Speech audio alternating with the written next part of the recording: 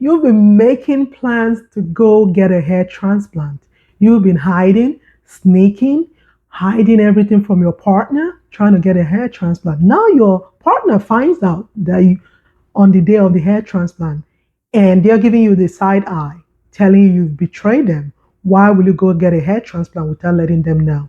If this is you thinking about a hair transplant, looking at all these videos, looking at every other person's journey, looking at people that have had a hair transplant, wondering when is it going to be me. I need you to watch this video till the end because this video will help you and you also need to show it to your partner. And if this is you dealing with hair loss and you've tried everything on your scalp and your hair and you're saying it's time for a hair transplant, that's why we're here. I'm going to show you on how to get your partner on board with you so that you can have a successful hair transplant. Now, the problem I tend to see, especially with my male clients, when they walk into my clinic and we're having an evaluation or consultation for hair transplant, after we go through everything, do you know what I tend to hear?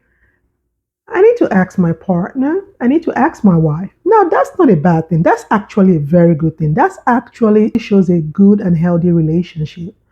But one thing I always have to give them my simple tricks on what to do to get their partner on board. I can actually tell you one simple story about one hair transplant that actually did not go through because of his partner. I had this guy, he was so happy. He had his wedding planned for next year. He's like, hey, Dr. Chief, I'm ready for a hair transplant. He was ready, like he was ready to pay. He signed all the papers. I'm not joking. He signed all the papers. Then he goes home. Next thing, I get all these emails. We get all these emails. My partner is not on board. My partner is questioning. He says, I really want to get this hair transplant, but my partner is not on board. And he gave me a whole list of all this. And I knew right there and then, hair transplant canceled. Like it's not even a question. It was canceled. I just needed to hear it from him. I asked him, do you still want to go ahead? Yes or no? Because we are not about to go back and forth with emails and all that. And he said, no. And that's it. So if this is you thinking about a hair transplant, wondering how will I get my partner to agree with me so that I can have this hair transplant. It's not just about hair transplant. With any procedure you need to go that requires a heavy financial investment, you have to get your partner on board. I'm going to show you simple ways to get your partner on board. And if you hear my voice for the first time, dealing with hair loss, thinking of what to do, think no more. Make that appointment with us. We offer free virtual appointments 7 days a week. Make that appointment and somebody from my team will get in touch with you. So I'm going to give you 4 simple tricks on what to do on how to get your partner on board. This has worked for a lot of my clients and it has also worked for me personally. And let me tell you something.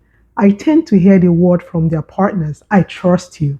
I trust you are going to take good care of my partner. I always hear that. After you follow these simple 4 tricks, number 1, you have to be open about your pain. Open about if you're dealing with hair loss. You need to tell your partner, I don't like the way I'm looking. This is affecting me. This is affecting my confidence. I actually recommend you come to the appointment with your partner. You see, don't come alone. Even if you're having a virtual consultation, you can actually have the consultation together with your partner because they want them to listen in on the conversation. So having an open conversation even before your consultation is very important because when you come for the consultation, sometimes I've noticed that most men sometimes call their partners on the phone so that they can listen in on the consultation or they come with their spouse. And even if they say no, they can still change their mind. See? So number 2, bring them for the appointment. That's the best trick. Just leave it for me to have the discussion. You only need to bring them for the appointment and I'm going to convince them. Don't worry about it. Don't worry about how I'm going to do it. You only need to bring them for the appointment. Why do I say that? Sometimes your partner will also have their questions. They might have read something online. They might have researched something online. They might have known someone that had a hair transplant that didn't turn out well.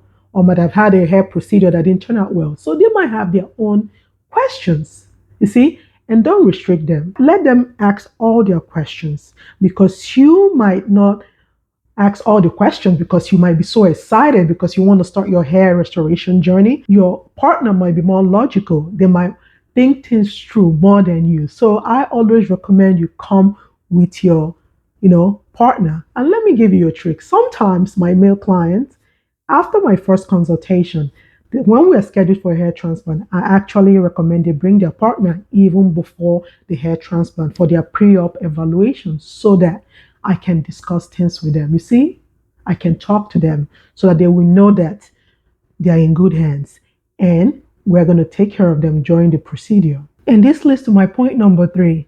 Encourage them to do their own research. Yes. Let me tell you something. It's best for you to ask 1001 questions than you not to ask any question and face the consequences later. Yes.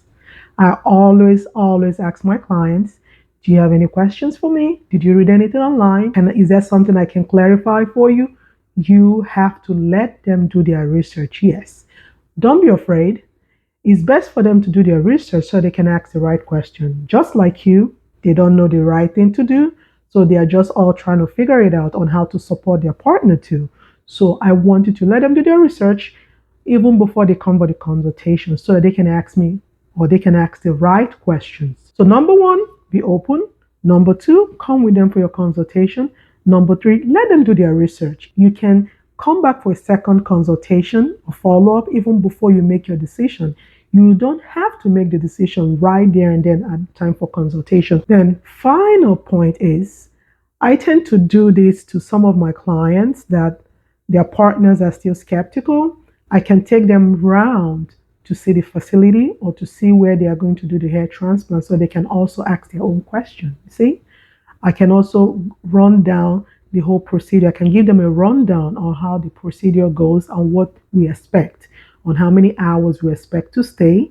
So, and also they ask questions about taking breaks, when they can come in and check up on their partner. So all these questions, like, they need to know. So I've actually seen that actually works well for me, especially at Havila Hair Restoration, and show them around and show them everything. That really, really, really works for us here at Havila Hair Restoration. So if this is you dealing with hair loss, thinking about getting a hair transplant, and your partner is still saying no, make that appointment. Schedule the appointment with us at Havila Hair Restoration. Somebody from my team will get in touch with you and talk to you. If you've loved this video, I'm sure you're going to love every other of my videos on YouTube. YouTube name is Dr. Chief. We head over to YouTube and watch those videos, especially if you're going for a hair transplant or you know someone that's going for a hair transplant. I promise you, you won't be disappointed because you will not hear any of these topics any other place except here. Okay? Until next time, bye-bye.